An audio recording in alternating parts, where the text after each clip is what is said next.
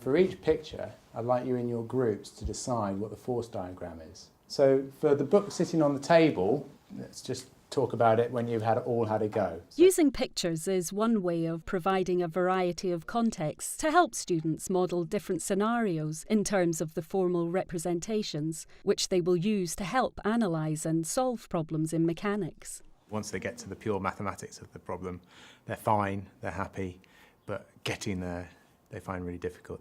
As a teacher, you're thinking, well, how do I approach this? Do I go right back to basics and do something like we did today, where you're just producing the diagram, or do you try and shortcut?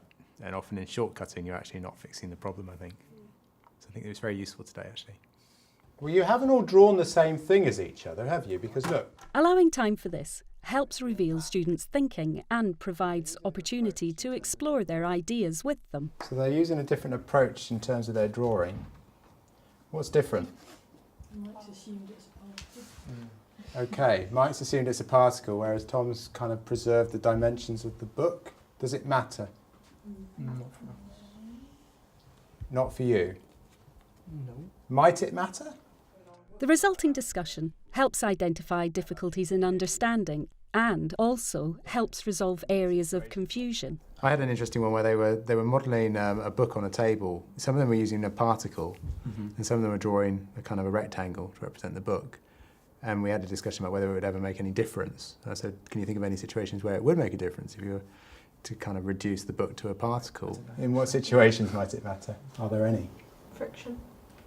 When you're trying to figure out the friction of the book on the table, and air resistance and all that, the shape would matter. Would it? Yeah, because it would have more friction if it was a bigger surface than if it was a smaller one. So what does friction depend on? Let's have a look at three more, I think. Mechanics problems at this level really kind of fall into two categories. You've either got a horizontal surface or a oblique surface. The photos were a mixture of both. There was one problem where there was a connector system, which again is quite a common scenario within the mechanics A-level. So I wanted to look at a range of different scenarios. So for the car, you've got the driving force acting forwards, and then you've got the tension from the trailer. I'm guessing it's a rope or something in there. And you've also got air resistance, and then you've got gravity acting down, and the natural reaction from the road. When you say air resistance? All resistance is resistance. Friction as well. Friction as well. If the swimmer's going to be swimming on the water, it's going to have some sort of reaction force, which is provided by the upthrust of the water, I assume. And then if it's moving at constant velocity, which I'm assuming, if it's moving in that direction, it's going to have a resistive force in the other direction. Basically the same for the plane, except you replace upthrust with lift. And then the trailer? So you've got just tension forward because there's no actual force coming from the trailer. In choosing the contexts, the teacher has included scenarios which to the students may seem initially more challenging than they might usually encounter. How do you draw a swimmer? I know, I was draw a dot. I think they're much more willing to take a chance with whiteboards as well. Yeah. They don't mind being wrong so much when it has this kind of lack of permanence. How then to take things forward?